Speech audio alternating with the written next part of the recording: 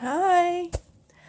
Um, this is my first time trying to do a video, so bear with me. My name is Catalina. I'm from Colombia. Um, I wanted to do a little video. I don't know how long this will take.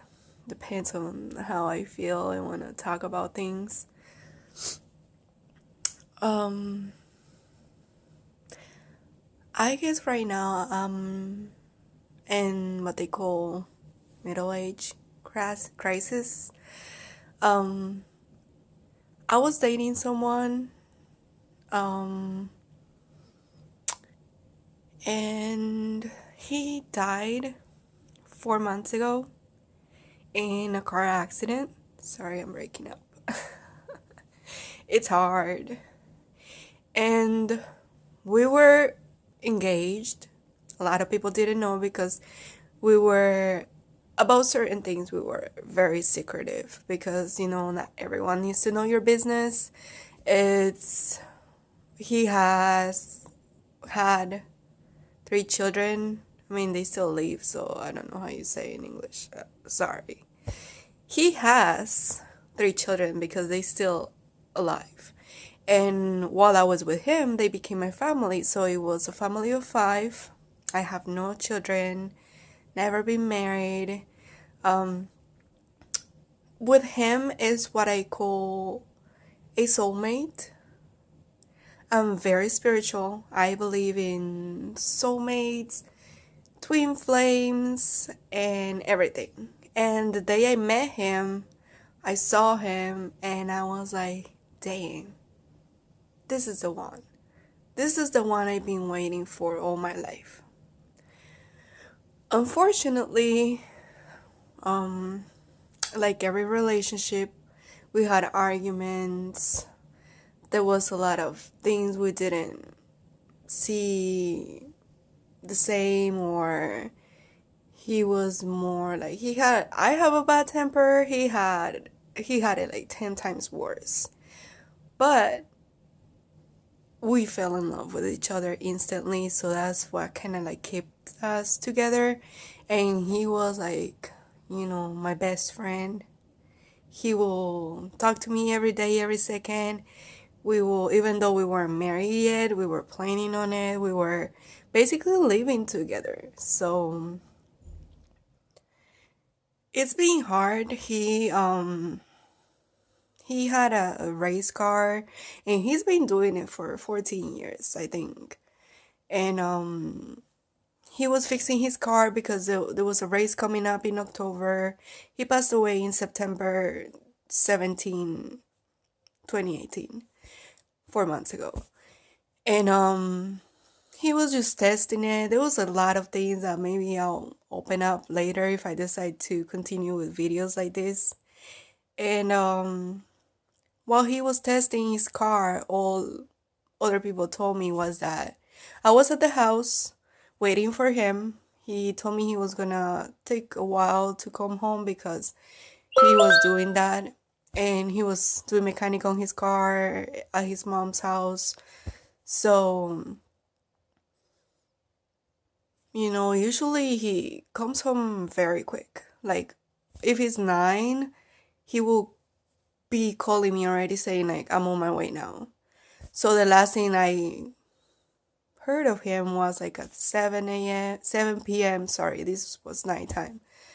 And he just said, I told him, oh, I just got home and I'll be waiting for you. He said, yeah, I'll text you later when I'm done to let you know I'm on my way. So I was like, okay.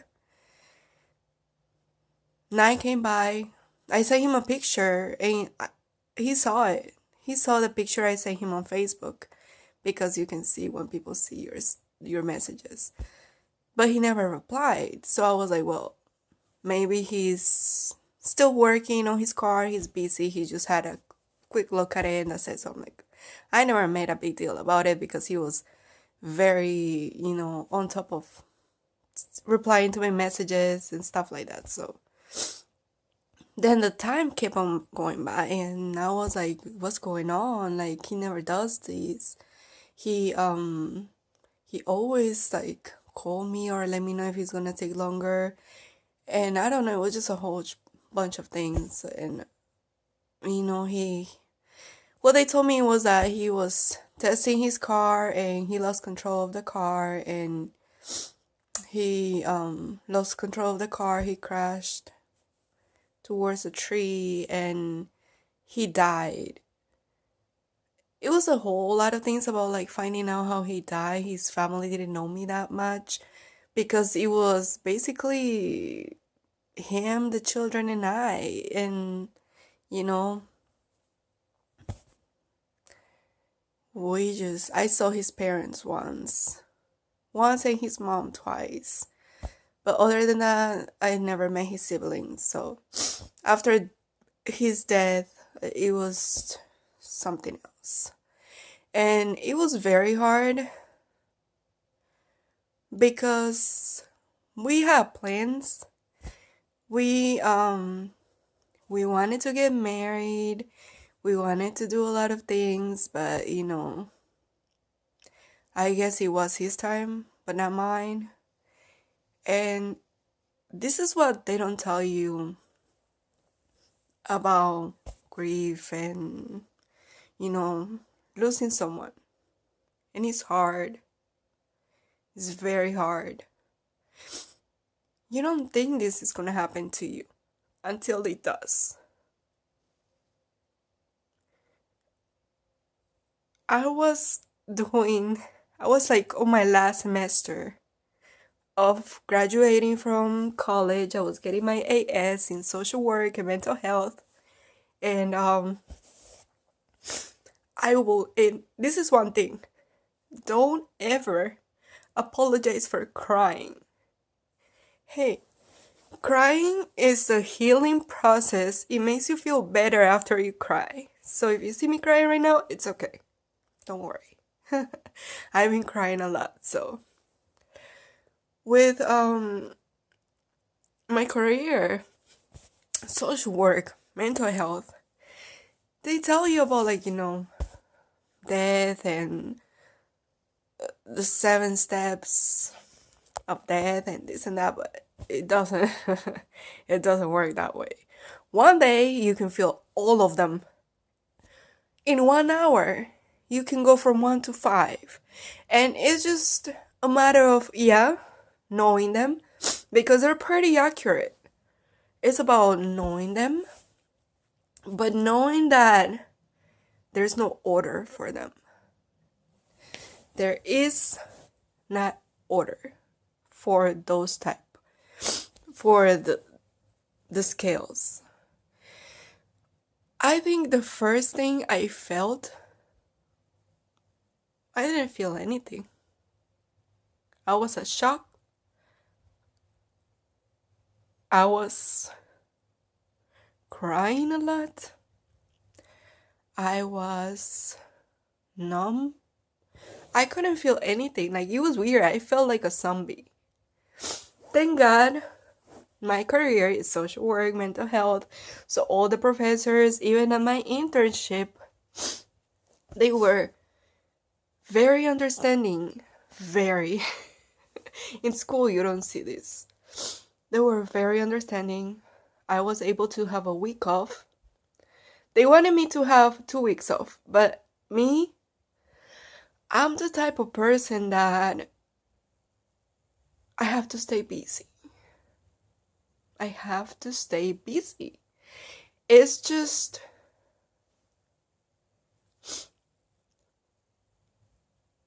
I don't know. It's just, if you're busy, your mind, you don't think that much. You just do and put your mind into whatever you're doing. And that's basically what I did. I put aside a lot of my feelings to finish the last semester of my school. And just, trying to figure out what was going on. Church, like I said, I'm very spiritual.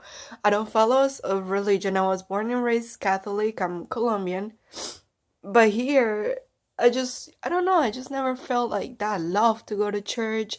Like, oh my God, it's Sunday, I'm gonna go to church. I love it. Until a year ago, a really good friend of mine, I call her Misty. She helped me, and she has been one of the biggest supporters through this whole process, even before meeting Dali. That's his name, Dali. Even before meeting him, it was a whole lot of issues I was dealing with my life. One of them is depression. A lot of people don't talk about depression because we're afraid for people to judge us. I don't know. People think like, oh, you're just weak, or you just need to get up and do things. It's not that easy. It is not that easy. And just finding someone that was my support, my rock. And yeah, we had a lot of arguments. We broke up, we came back together. It was whatever. It was a relationship, and it's not, no relationship is perfect. But I don't know. It's just, he helped me. He helped me with stop being so depressed, because he put a lot of happiness in my life, so besides the angry moments and arguments. Not having him was like, damn, I'm back to zero. Like, what is going on? It's hard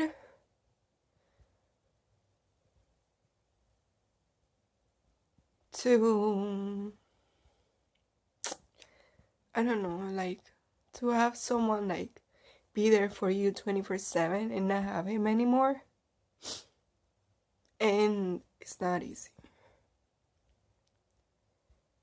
I feel lost sometimes. Sometimes I feel perfect. I feel great. I'm like, I'm done already. I'm good. It doesn't hurt me that much. But then it does. And it's just something that I have to admit to myself, that it's gonna be with me forever. It's a pain that is gonna always be there.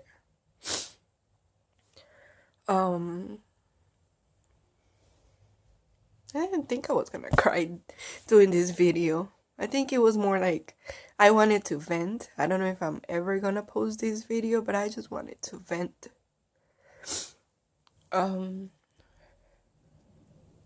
Yeah. It's been hard. It's just too much. I did graduate. I was able to finish and get all A's. I never thought I was gonna make it. I just wanted to quit. I just wanted to say fuck everything. Sorry for the language, but that's what I wanted to do. Fuck everything. What's the point of all this? But one thing that did happen, and it's very strange, like, you know how they talk about, like, a lot of people that are spiritual. You talk about, like, awakening, and, you know, you see life different. And usually this happens when a really harsh moment in your life happens, like something dramatic happens in your life. And to me, I've dealt with a lot of things, and I've been through a lot of shit. But this is different.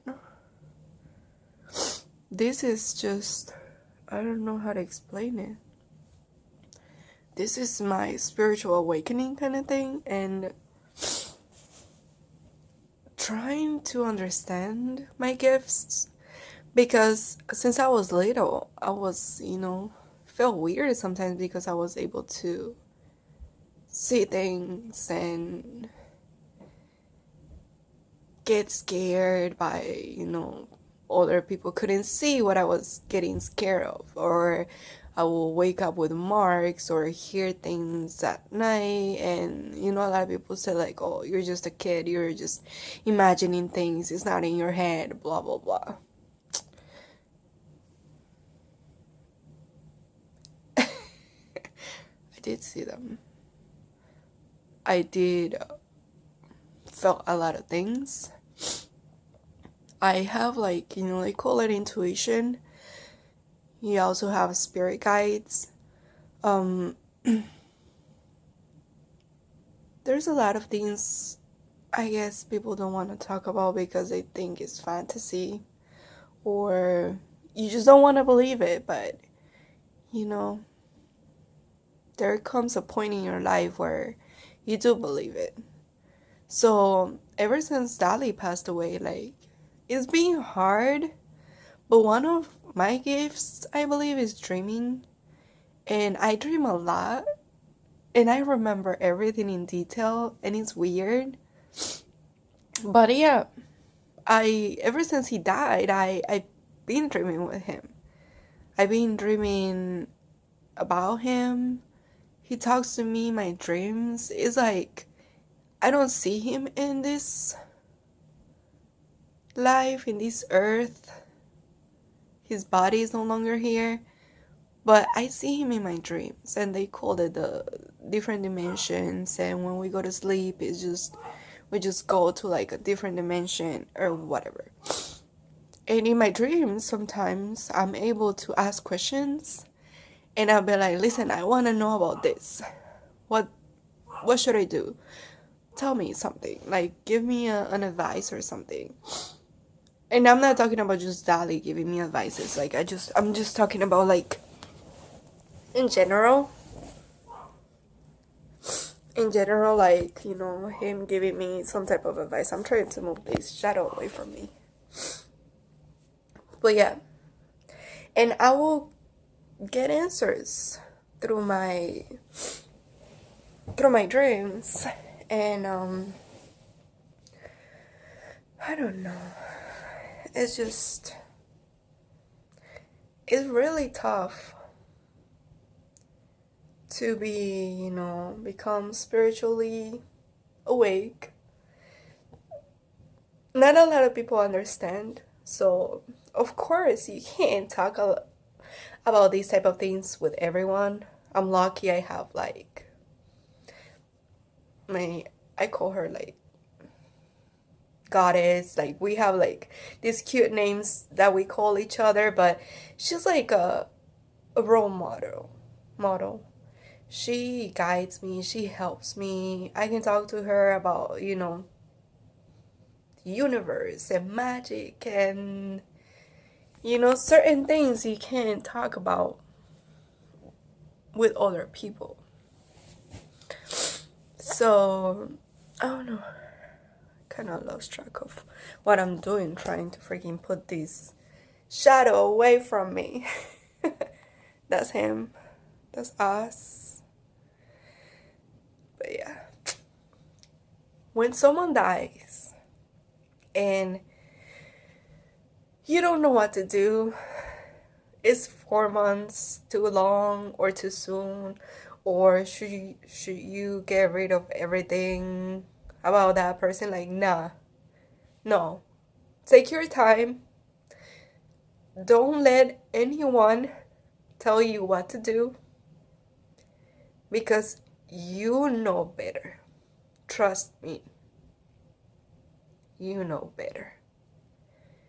You know what you need. Outsiders. It can be your mom, your sister, your father, family, friends, whatever. They still outsiders from your heart, from your brain. You know yourself better than anyone else. So, I have all the things we had with Dali. I have pictures hanging in my room, not ready to let them go. I have photos. I keep posting about him because I love him.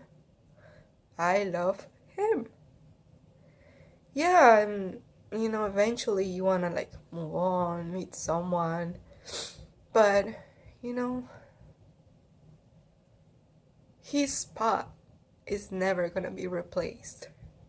And you gotta know that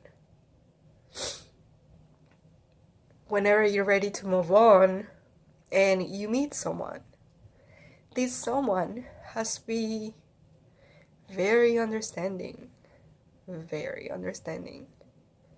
That it's not like your ex, it's not someone you broke up with, it's someone that died, that you were with that person.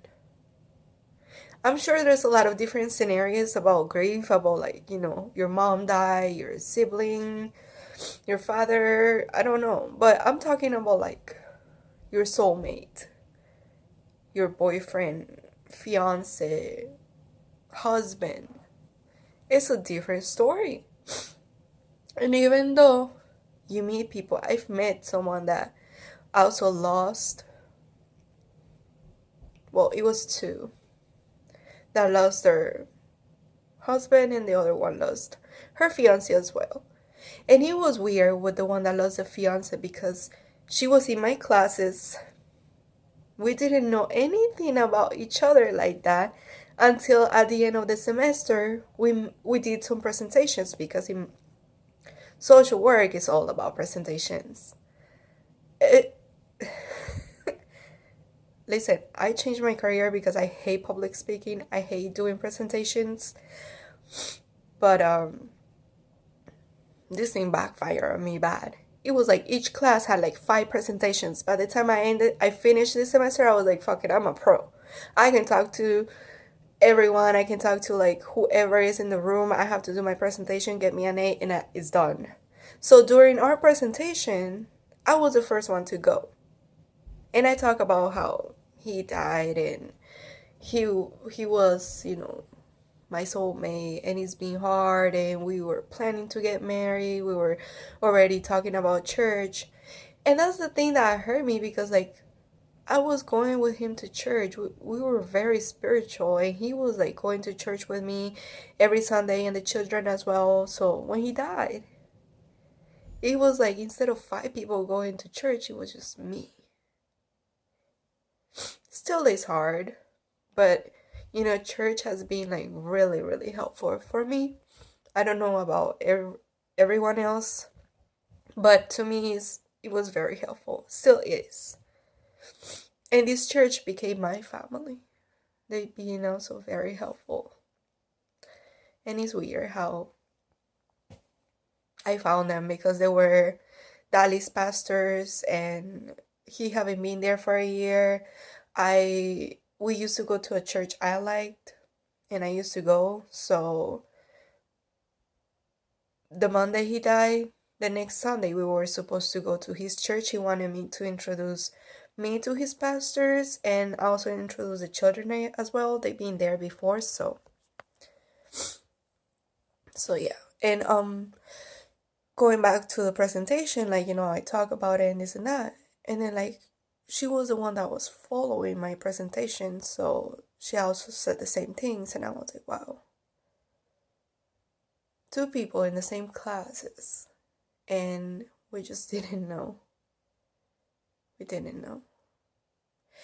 With her, she had, I guess, like a little bit of closure, because I don't know, she talked about like having a car accident. She was in the car as well, but he was alive for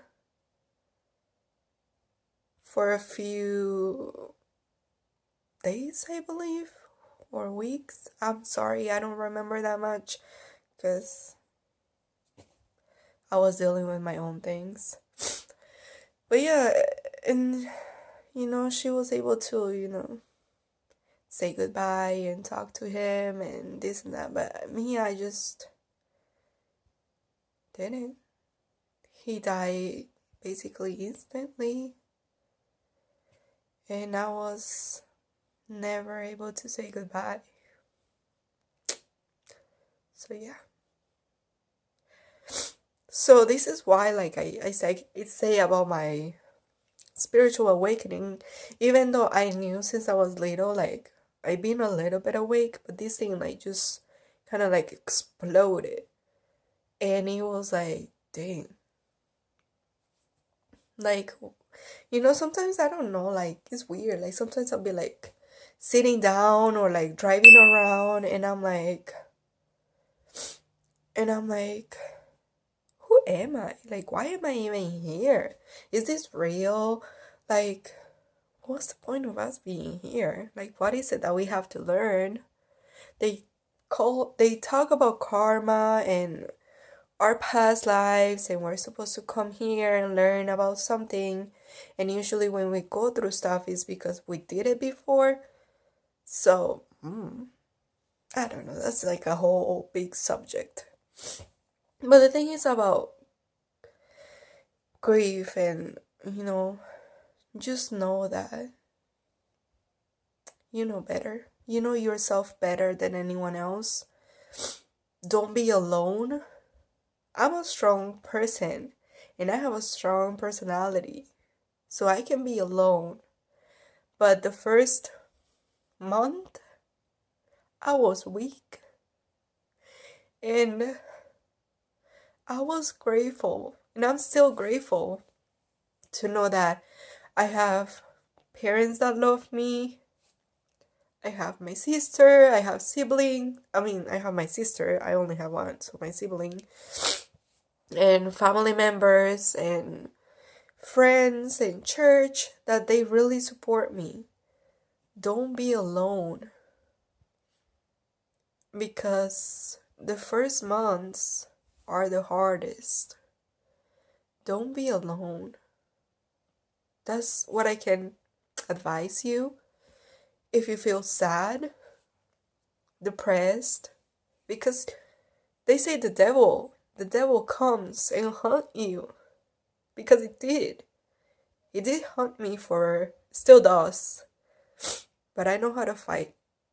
So a lot of people are, I'm not saying weak, but we get so deep into our depression that we just sometimes don't think right. We just are not in our right mind, and just don't be alone. Be with friends, be with family. Try to keep your mind busy. And since all this happened, I've been like very distant from friends, and there's certain people that I trust to be around because I know they're not gonna judge me. They're there to support me, but also be my friend, and know that I'm still like Catalina. I'm still like, myself. Like, my situation doesn't make who I am.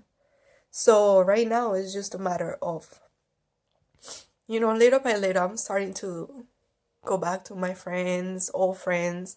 But right now it's hard because, you don't, the least thing you need when you're going through something like this is having someone to tell you what to do, what you should do, and this and that.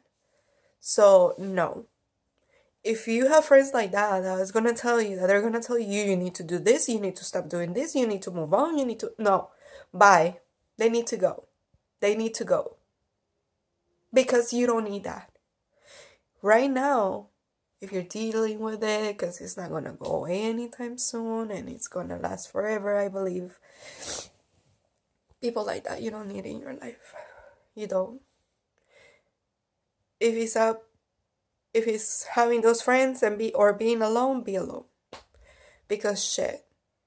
Go to church or whatever you believe in, or I don't know. But to me, spirituality and reaching for people that won't judge me and just want to help me and give me advice, and YouTube videos about learning. Just learn. You can learn a lot by yourself.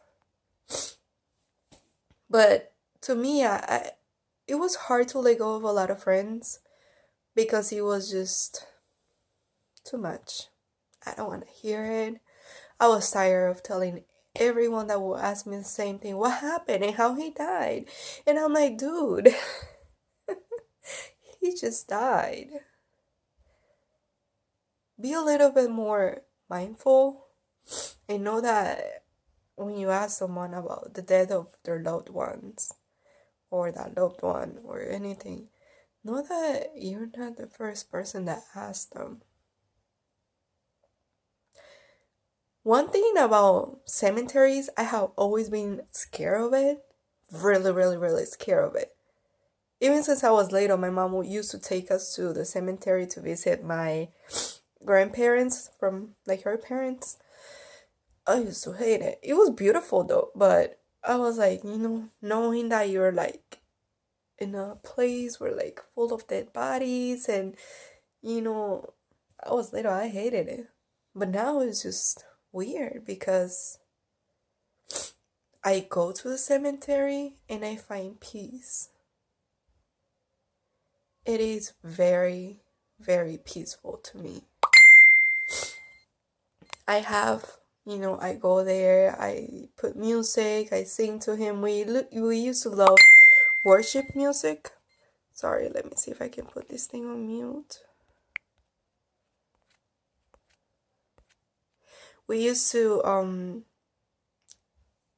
love listening to worship music, and every morning the first morning I stay at his house.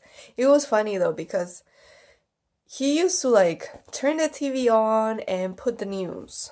I hate watching the news. I'm sorry, but me, there's bad news every day, every hour, every second. And why would I want to start my day listening to bad news? Like, come on. So I told him, like, nah, I don't want to do that. I don't want to listen to that. I want to, can I put music? He's like, okay, sure. I'm like, it's Christian music. Like, I like it. It helps me, like, have a positive energy to start my day and this and that. So he followed. He's like, that's when we started talking about like church and this and that. Because, we didn't know a lot of what we liked. We were just like, getting to know each other and this and that. So it was funny because like, it was his house. He's the owner. He says what goes and what doesn't go. And it was like me, like since the first day I stayed there, since day one kind of thing, because like even the first day we met, he's like, everything that's mine is yours. So I'm like, okay. I never had anyone like so open and so sweet and like, wanting to make me part of their life like so fast. So with him, it was funny because like, you would think like, this is his house. Like he's gonna tell me, no, my house, my rules, whatever. Nah, he was so sweet. Like basically I was the one that was like, let's do this, let's do that. And he would let me because he knew it wasn't like me being like, a brat or me wanting to